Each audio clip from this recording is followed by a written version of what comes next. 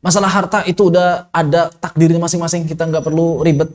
Semuanya sudah diatur oleh Allah Subhanahu wa taala. Maka masalah dunia itu kan sebetulnya ya udah kita nggak perlu ikut campur ya, semua udah Allah atur kan. Apa coba yang nggak diatur? Apa yang nggak diatur? Masalah dunia. Dunia kita apa sih yang nggak diatur sama Allah? Sampai kita begitu risaunya. Antum masih risau sama dunia? Ada yang masih risau sama dunia? Apa sih yang nggak diatur sama Allah? Apa coba? Gak ada. Terus kenapa kita risau? Kenapa kita cemas? Kenapa kita galau? Ada yang masih galau sini? Galau karena apa? Kalau galau karena takut masuk neraka ya saya acungkan jempol. 4 jempol ya, 2 jempol tangan dan 2 jempol kaki. Tapi ada nggak orang yang galau karena urusan neraka, segalau seseorang yang misalnya mohon maaf gitu ya, nikahnya agak telat sedikit. Itu kadang-kadang orang yang nikahnya agak telat sedikit, galaunya udah kayak mau masuk neraka. Atau gara-gara tadi, cuma gara-gara masalah satu jerawat aja galaunya udah kayak nggak bisa masuk surga gitu. Nah ini, atau misalnya ikhwan lamaran ditolak, galaunya udah kayak mau masuk neraka jahanam aja gitu kan. Biasa aja. Maksudnya biasa aja begitu. Urusan dunia itu simple. Harta habis, dompet kering, ya berarti Allah bakal ngasih. Ya. Di mana masa menjadi kering, di mana sumur telah kering, maka berarti Allah akan menurunkan hujan, itu prinsipnya.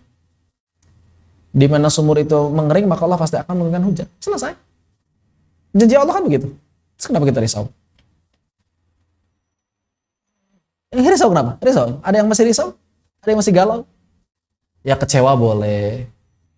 Pusing sedikit karena ada masalah boleh, tapi jangan berlarut-larut, biasa aja. Urusan dunia. Tugas kita itu ngejar akhirat. Nuntut ilmu, ibadah, itu yang nggak bisa, yang belum dipastikan itu kan. Kita belum dipastikan di akhirat kita selamat atau enggak, itu belum dipastikan. Dunia itu udah pasti. Udah pasti, dunia itu udah pasti. Ya, masalahnya, udah apa lagi? Ya kita khawatir terhadap sesuatu yang pasti, tapi nggak khawatir terhadap sesuatu yang nggak pasti, kan aneh. Aneh nggak? Aneh nggak sih? Aneh kan? Dunia kan pasti. Dunia pasti nggak? Pasti. Terus kenapa orang banyak ngeluh terhadap dunia, tapi mereka lupa terhadap sesuatu yang belum pasti? Di akhirat ini selamat atau enggak, itu yang mestinya kita pikirin itu. Di akhirat ini kita selamat atau enggak?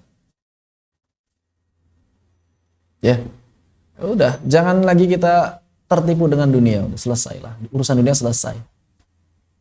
Maka semua yang kita lakukan harus pertimbangan akhirat. Harus pertimbangan akhirat. Saya nuntut ilmu di mana, harus yang paling mendekatkan saya dengan akhirat. Saya beraktivitas bekerja di mana, harus yang paling mendekatkan dengan akhirat. Saya mau menyekolahkan anak saya di mana, harus yang paling mendekatkan dengan akhirat. Saya berteman dengan siapa, harus yang paling mendekatkan dengan akhirat. Termasuk nanti saya menikah dengan siapa, harus yang paling mendekatkan dengan akhirat. Begitu. Kenapa? Karena yang belum pas itu kehidupan akhirat kita. Ya. Jadi kalau menyesal karena sesuatu, sesalnya harus sesal akhirat begitu. Jangan sesal dunia. Sesuatu yang tidak bisa didapat di dunia boleh kita sesali, tapi atas pertimbangan akhirat. Jangan karena duniawi itu begitu. Maka pertimbangannya seperti itu, selalu seperti itu. Sehingga ketika nanti berbicara, bersikap, bagaimana bersikap ketika marah, ketika bosan, suntuk, dan lain sebagainya, itu ya semua pertimbangan akhirat. Adalah saya kalau marah mendingan diem. Oh emang kenapa mendingan diem? Karena kalau ngomong takut nambah rusak akhirat saya. Kalau ngomong itu kadang-kadang suka nggak terkontrol. Ya nggak masalah. Ada orang kalau marah itu kan nggak bisa dikontrol kan. Lebih baik diam berarti kan.